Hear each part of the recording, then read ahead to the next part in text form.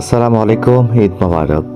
ঈদ আসলেই আমার হৃদয়টা বারবার ছুটে যায় সেই জন্মস্থানের দিকে, যে মাটিতে আমার প্রথম হাঁটা, প্রথম হাসি, প্রথম ঈদের আনন্দ জড়িয়ে আছে। প্রতি বছরের মতো এবারও ঈদুল আজহার নামাজ আমি পড়লাম আমার সেই প্রিয় জন্মস্থানে। ছোটবেলায় বাবার হাত ধরে ঈদের মাঠে যাওয়ার সেই স্মৃতিগুলো আজও বুকের ভিতর জীবন্ত হয়ে আছে। ভোরের ঠান্ডা বাতাস, দূর থেকে ভেসে আসা তাকবীরের ধ্বনি, নতুন কাপড়ের গন্ধ আর আপন মানুষগুলোর মুখ, এসবের মাঝেই যেন আমার পুরো শৈশব লুকিয়ে আছে। জীবনের প্রয়োজনে মানুষ দূরে চলে যায়, বদলে যায় সময়, বদলে যায় চারপাশ, কিন্তু জন্মস্থানের প্রতি ভালোবাসা কখনোই বদলায় না।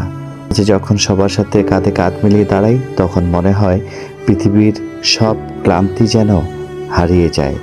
এই অনুভূতি ভাষায় প্রকাশ করা যায় না, কারণ জন্মস্থানের ঈদ মানে একটি নামাজ নয়, এটা হলো শেখরের টান আর মায়ার বন্ধন।